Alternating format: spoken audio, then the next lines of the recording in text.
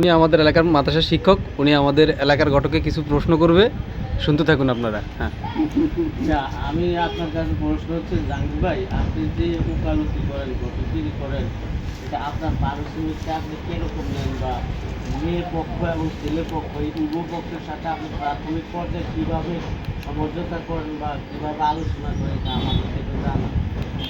জানার বলতে হলো কি ভাই, আমি কোনো পক্ষের সাথে তেমন একটা চুক্তি করি না, হয়তো এরা খুশি হয়ে আমারে মোটামুটিভাবে একটা সম্মান করে আর কি। হয়তো কেউ একটু কম দেয়, কেউ একটু বেশি দেয়, এই এর মাঝে দিয়ে তোর কার্যক্রম চালা যায়। এখন আল্লাহ জানে নি বিষয় হচ্ছে যে আপনি মনে করেন যেটা বলছেন যে খুশি হয়ে দেয়, কেউ কথা কয়নি, এনে ইন্টারভিউ চলে। বর্তমান যে প্রেক্ষাপট, মানুষের ভিতরে যে নীতি নৈতিকতা, যে আপনি রাজমিস্ত্রি কাজ করেন, যে শুধু আমি জানি আপনি একদিন যদি কাজ করেন আপনার বিনিময় পান কম হলেও 800 টাকা। তো এখন যদি আপনি একটা ঘটগিরি করতে গিয়ে মেয়ের পক্ষ ছেলের পক্ষের সাথে আপনি সময় দিতে গিয়ে 2-3 দিন সময় দেয়, 4 দিন 5 দিন সময় লাগতে পারে, 1 সপ্তাহ লাগে যায়।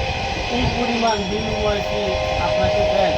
না, অতিরিক্ত দেয় না, তারপরও হয়তো ধরেন এমন সময় আছে হয়তো কাজকর্মের একটু চাপ কম, এই হিসাবে হিসাব করলাম আশেপাশের কিছু আত্মীয় স্বজন এরা একটু আমার জ্বালা যন্ত্রণাতে মায়াটা খেতাম বা না হুজুর, এখানে আমরা আরেকটা শুনছি যে উনি নাকি 1000কে 100 নেই। আচ্ছা, ওরকম মানে আমি যেটা বুঝতে পারছি যে যখন আপনার কাজ কামের চাপ কম থাকে তখন আপনি অবসর সময়গুলোতে এই কাজগুলো করেন, তাহলে কি আপনার খুশিতে যাবে এটা খুশি। তো আপনি সর্বপ্রথম যে মেয়ের পক্ষ এবং ছেলের পক্ষ কীভাবে কি প্রথম মেয়ের পক্ষ ছেলের বাড়িতে যায় না ছেলের পক্ষ মেয়ের বাড়িতে যায়? এটা পর্যায়ক্রমে কোনো কোনো সময় হয়তো ধরেন মেয়ের পক্ষ ধরেন পোলার পক্ষের বাড়িতে আগায়, আবার কোনো কোনো সময় ধরেন ছেলের পক্ষে মেয়ের বাসায় আগে যান, এটা হলো চুক্তির মাধ্যমে। আচ্ছা, তো আপনি তো এটা একটা মহৎ কাজ, ভালো কাজ করতেছেন যে একটা আত্মীয় বন্ধন সম্পর্ক গড়ে দেন, এটা আল্লাহর কাছে আপনি ভালোভাবে। কিন্তু যে এর ভিতরে যে ছেলের পক্ষ মেয়ের পক্ষ কি টাকা পয়সা লেনদেন, যেটাকে আমাদের প্রচলিত দেশে যৌতুক বলা হয়, এরকম কি এর সাথেও কি কোনো আদান প্রদান হয় কিনা, আলোচনা হয় কিনা? আলোচনা তো অবশ্যই হয় যেন হয়তো ধরেন এই লেনদেনগুলা আমি 10টা টাকা কোনো সময় কোনো পক্ষের হাতে ধরি না, মানে হেয়ারা কথাবার্তা ভাঙাচোরা করে কোনো পক্ষের আমি মুখামুখি আইনা দিছি, হয়তো এই লেনদেন শূন্যের আরে মাধ্যমে এতে যদি খরচা না দেয় এতে কারো বিয়ে তাড়ে না।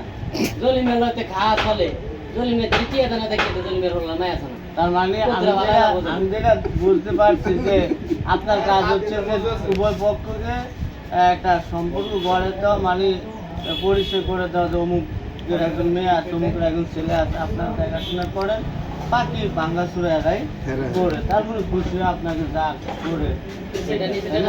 আলহামদুলিল্লাহ, আমরা জাহাঙ্গীর থেকে সুন্দর নিউজ পেয়েছি। তো আপনি আশা করি আরও এলাকাতে ভালোভাবে কাজ করবেন, ঘটগিরি করবেন, মানুষের পাশে দাঁড়াবেন। একজন উপযুক্ত ছেলে মেয়ে হলে এদের মনে করেন এদের ভিতরে বৈবাহিক সম্পর্ক আল্লাহ আপনাকে সুস্থ রাখবেন।